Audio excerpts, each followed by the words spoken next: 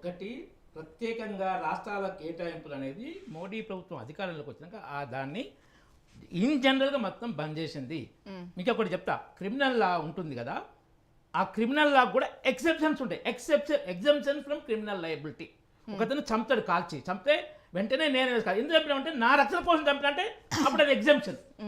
So అట్లా కొన్ని exemption పరిస్థితులు ఉంటాయి. దేశం మొత్తం లేబర్ పోయే రాష్ట్రం ఏదన్నా ఉందంటే బీహార్. అందరికీ తెలుసు. మన దగ్గర మన ఇంటి పక్కన కట్టే అపార్ట్మెంట్ లేబర్ ఎవరంటే బీహార్ లేబర్. మన ఊర్లో బర్రెల పాలు పిండే లేబర్ ఎవరంటే బీహార్ లేబర్.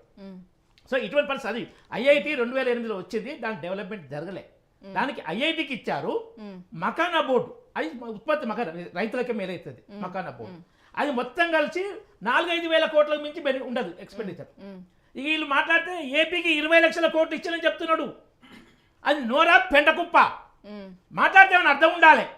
29 రాష్ట్రాలు, ఒకటి మధ్యప్రదేశ్ నుంచి 29 లోక్సభ స్థానాలు బీజేపీ గెలుచుకుంది. 8 లక్షలు 10 లక్షలు. మరి మధ్యప్రదేశ్ రాష్ట్రానికి ఏమి ఇచ్చాను? నిజంగానే మేము అధికారులు వచ్చిన రాష్ట్రాలు ఏనుకుంటే మధ్యప్రదేశ్ రాష్ట్రానికి కానీ గుజరాత్ అంటున్నారు, గుజరాత్ రాష్ట్రానికి కానీ సపరేట్గా ఏమైనా ఇచ్చిరా? అవి ఈ 11 లక్షలు. ఇంకోటి సాధిక్ గారు ఏంటంటే ఇన్ఫ్రాస్ట్రక్చర్ క్యాపిటల్ ఎక్స్పెండిచర్ లేదు ఉంది. 11,21,000 కోట్లు క్యాపిటల్ ఎక్స్పెండిచర్ ఉంది ఈ బడ్జెట్లో. కానీ రాష్ట్రాలకు ఏ ప్రాజెక్ట్ ఎక్కడ అవన్నీ వస్తాయి. RRR ఉంది, కేటాయించురు. భూమి ల్యాండ్ అక్విజిషన్ జరగలే ఒకటి అది. కాబట్టి ఏదైనా ఏంటంటే రాష్ట్రాల కేటాయింపులు ఉండదు. బీహార్లో జరిగిన మూడింటికి మొత్తం కలిపి 10,000 కోట్లు కూడా ఉండదు. అది ఐఐటి ఎక్స్పాన్షన్, మకానా బోర్డు, ఒకటి గ్రీన్ ఫీల్డ్ ఎయిర్పోర్ట్. ఇవే బీహార్కి ఇంకేం ప్రాణం తేలే. విషయాలు తెలవాలి. అది టోటల్ కలిపి 10,000 కోట్లు ఉండదు. లాస్ట్ టైం 20,000 కోట్లు ఏదిపించారు. 15,000 కోట్ల అప్పు. దేశంలో రాజధాని లేని రాష్ట్రం అంటే ఆంధ్రప్రదేశ్. అది ఏపీ రీఆర్గనైజేషన్ యాక్ట్లో ఆంధ్రప్రదేశ్కు చేయాలని చట్టం ఉంది. కాబట్టి దానికి అప్పిచ్చారు 15,000 కోట్లు, గ్రాంట్ కాదు. దానికి 20 లక్షల కోట్లు ఇచ్చారు బడ్జెట్లకి 20 లక్షల కోట్లు కాదు కదా. అది పొరపాటుగా లక్షల కోట్లు అనేది పొరపాటుగా అన్నట్టున్నారు. ఏది అది మొదలైనప్పుడు 20,000 అంటే తర్వాత 20 లక్షలు. ఈ బడ్జెట్ అన్నాడు, గత బడ్జెట్లో 20,000 కోట్లు అంటే ఈ బడ్జెట్ 20 లక్షల కోట్లు అంటే. కానీ అట్లా అనకూడదు. తర్వాత జిఎస్టీ విషయం, జిఎస్టీ బడ్జెట్లో ఉండదు, మాట్లాడరు. జిఎస్టీ నిర్ణయాలు జిఎస్టీ కౌన్సిల్ తీసుకుంటుంది. దా మాత్రం నాలెడ్జ్ లేదా? కస్టమ్ తగ్గించాలి చాలా విషయాలు. కస్టమ్ సెంట్రల్ గవర్నమెంట్ బడ్జెట్లో ఉంటుంది. మిగతా ఇన్కమ్ ట్యాక్స్ ఉంటుంది సెంట్రల్ గవర్నమెంట్ బడ్జెట్లో ఉంటుంది, అది తగ్గించారు. జిఎస్టీ విషయంలో ఓన్లీ జిఎస్టీ కౌన్సిల్, అందులో అన్ని స్టేట్ గవర్నమెంట్స్ ఉంటాయి. బడ్జెట్లో జిఎస్టీ నిర్ణయాలు, తగ్గింపులు, హెచ్చింపులు ఉన్నాయి. ఎందుకంటే అగెనిస్ట్ అది జిఎస్టీ యాక్ట్. ఇంకోటి వీళ్ళు అన్నారు పెట్రోల్ డీజిల్ జిఎస్టీ పరిధిలోకి తేయలేదు కదా అని. కాంగ్రెస్ గవర్నమెంట్ ఉన్నప్పుడు కూడా జిఎస్టీ చట్టం తెచ్చింది.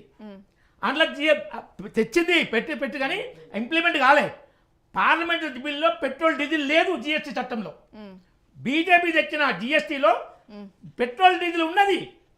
చట్టం పాస్ అయింది పార్లమెంట్లో, కానీ రాష్ట్రాలు ఆబ్జెక్షన్ చెప్పినాయి. మా ఆదాయాన్ని మొత్తం గడ్డి పడుతుంది అంటే అందులో జిఎస్టీ దాంట్లో 0 పెట్టి రాష్ట్రాలకు స్వేచ్ఛ ఇచ్చారు ట్యాక్స్. రాష్ట్రాలు ఒప్పుకుంటే ఎప్పుడైనా ఆ జిఎస్టీ పరిధిలో, ఎందుకంటే చట్టం ఉంది జిఎస్టీలో. పెట్రోల్ ట్యాక్స్ 0, డీజిల్ ట్యాక్స్ 0 అది ఉంది జిఎస్టీలో. జిఎస్టీ కౌన్సిల్ నిర్ణయాలు తీసుకోవాలి, రాష్ట్రాలు ఒప్పుకోవాలి. ఈ బదనాం చేసేది అంటే అక్కడ ఆ జిఎస్టీ కౌన్సిల్ నిర్ణయాలు అపోజ్ చేసేది వీళ్ళే. ట్యాక్స్ తగ్గిస్తామంటే బయట బదనాం చేసేది వీళ్ళే. అవును, మీరు జిఎస్టీ కౌన్సిల్ మీరు ప్రపోజ్ చేసి చూపించండి.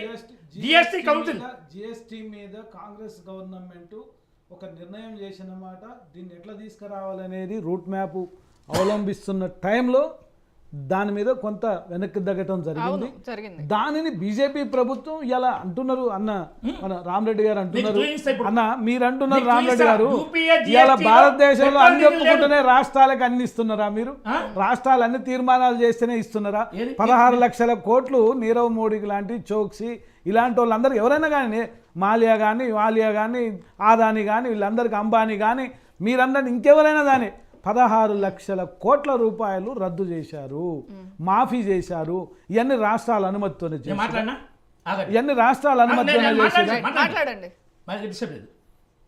గవర్నమెంట్ ఏ లోను మాఫీ చేయలే, ఇట్లా చేయరు. వినండి, ఆర్బీఐ ఇప్పుడు మన పివి నరసింహరావు ప్రైమ్ మినిస్టర్ ఉన్నప్పుడు, మన్మోహన్ సింగ్ ఫైనాన్స్ మినిస్టర్ ఉన్నప్పుడు నరసింహం కమిటీ వేసి దాంట్లో ఏంటంటే బ్యాంకు లోన్స్ టైం లిమిట్ ఉంటుంది. ఆ టైం లిమిట్ తర్వాత బ్యాంక్ లోన్స్ అన్ని ఉంచకూడదు, దాన్ని రైట్ ఆఫ్ చేయాలి. వైవర్ కాదు, రైట్. రైట్ ఆఫ్ చేసి పక్కన వేరే అకౌంట్లో పెట్టి రికవర్ చేయాలి. ఇది నర్సింగ్ కమిటీ ఇచ్చిన report PV Narasimha Rao government apply చేసి ఆర్బీఐకి ఇచ్చింది. ఆర్బీఐ నామది. ఏ రాయి అయితే మీరు కాంగ్రెస్ ఎంపీ లగడపోటు రాజగోపాల్ 45,000 కోట్లు ముంచుండు బ్యాంకుల. ఎవరైనా కావచ్చు అన్న, ఎవరైనా కావచ్చు. కాంగ్రెస్ గవర్నమెంట్ లో రాజా గాని కాంగ్రెస్ ఎంపీ అప్పటి ఎంపీ లగడపాటి రాజగోపాల్ 45,000 కోట్లు బ్యాంకులను ముంచుడు. ఒక్క బీజేపీ ఎంపీ పేరు చెప్పండి, ఎమ్మెల్యే పేరు చెప్పండి. ఇప్పుడున్న సంఖ్యలో ఆదాని ఏ పార్టీతో ఉన్నాడన్నా? ఏ పార్టీ? ఆదాని ఎవరు? ఆదానికి గోకవరం పోర్ట్ ఎందుకు ఇచ్చారు? బాంబే ఎయిర్పోర్ట్ ఎందుకు ఇస్తున్నారు? త్రివేంద్రం ఎయిర్పోర్ట్ ఎందుకు ఇస్తున్నారు? ఇవన్నీ ఎందుకు అమ్ముతున్నారు? అదానితో ఏంటి రిలేషన్ చెప్పండి. తన వరకే ఎందుకు వెళ్తాయి? ఆయనకే ఎందుకు వెళ్తాయి? ప్రచారం జరిగితే జిఎంఆర్ బెదిరించి తీసుకున్నారండి. మాట్లాడండి.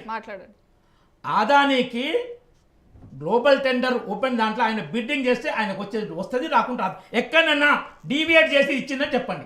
శ్రీలంక దేశంలో విద్యుత్ విషయంలో జిఎంఆర్ దగ్గర జిఎంఆర్ షేరు అదాని కొనుక్కుంటే దాన్ని గవర్నమెంట్ ఏం చేస్తుంది? ఒకటి ఇంకోటి, అదానికి కానీ అంబానీకి కానీ ₹1 వైవాబ్ చేయాలి, లోన్ రైట్ ఆఫ్ కూడా చేయాలి. ఇంతవరకు భయంకర విష ప్రచారం.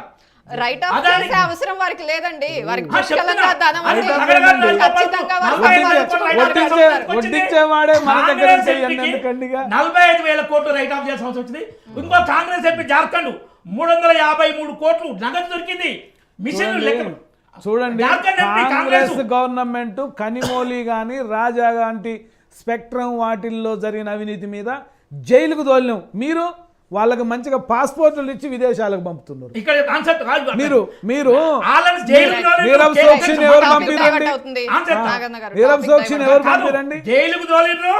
కేసు దాన్ని చార్జ్ షీట్ చేయడంలో వాళ్ళని బతాయించరు. కుట్రాలంటే శిక్ష వేసి వాళ్ళకి తప్పుడు పెట్టి బతాయించింది వీళ్ళు కాంగ్రెస్ గవర్నమెంట్. కేసు పెట్టి వాళ్ళని రిమాండ్ చేసి నెలల తరబడి జైల్లో శిక్షలు వేసినా ఇదంటారు. వాళ్ళకి మాత్రం మంచిగా విమానం ఎక్కించి వాళ్ళకి హారతులు ఇచ్చి బయట దేశాలకు పంపుతారు. నీకు చార్జ్ షీట్ జడ్జిమెంట్ లో 6 వస్తుంది. జైల్లో ముందు రామరెడ్డి గారు ఒక్క విషయం, బడ్జెట్ ఓవరాల్ గా మీరు చెప్తున్నారు బాగుంది, అన్ని రకాలుగా మాట్లాడారు. కానీ తెలంగాణ కాదు, అది మాట్లాడదాం. తెలంగాణకు సంబంధించి మాట్లాడదాం. నిజంగా తెలంగాణకు సంబంధించి కరెక్ట్ గానే వ్యవహరించింది, ఇది సంతృప్తికరంగా ఉంది అని మీరు ఒక తెలంగాణ నాయకుడిగా చెప్పగలరా? 100%. ఎందుకంటే రాష్ట్రాల వాళ్ళ కేటాయింపులు ఉండవు. ఈ 11 లక్షల కోట్ల ఇన్ఫ్రాస్ట్రక్చర్ డెవలప్మెంట్, తర్వాత సబ్సిడీలు, తర్వాత ఈ మన గవర్నమెంట్ స్కీమ్స్ అవి 3 లక్షల కోట్లు ఉన్నాయి కదా, అంతా 20 లక్షల కోట్లు. దాంట్లో రాష్ట్రాల వాటిగా రాష్ట్రాలకు వస్తుంది.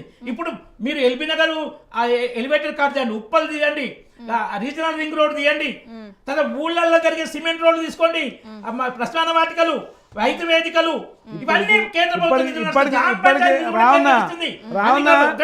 ఇక్కడ నుంచి 2,000 కోట్లు పన్ను రూపంగా పోతే ఆ నుంచి 400 కోట్లు ఇస్తున్నారు.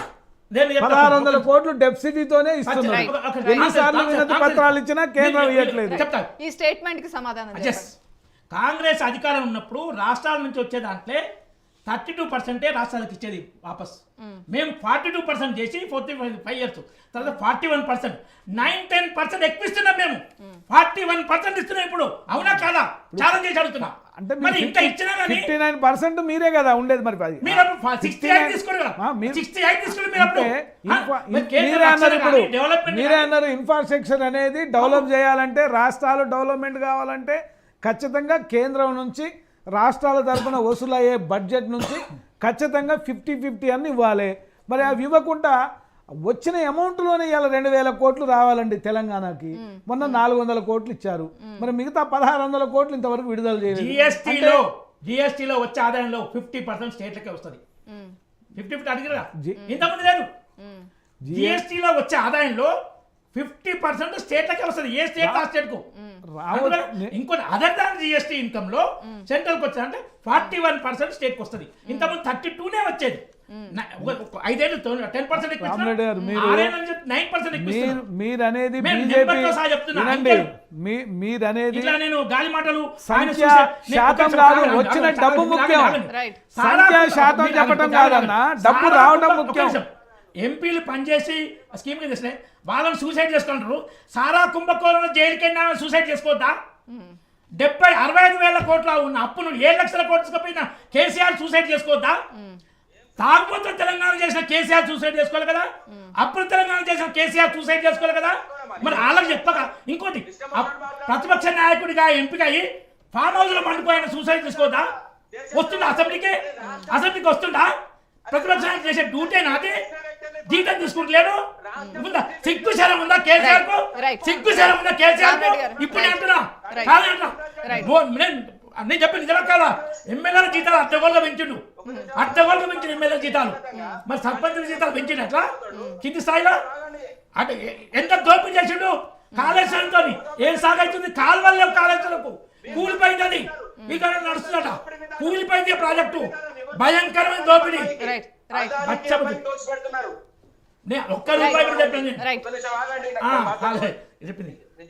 రామూర్తి గారు ఆయన ఆగమనండి.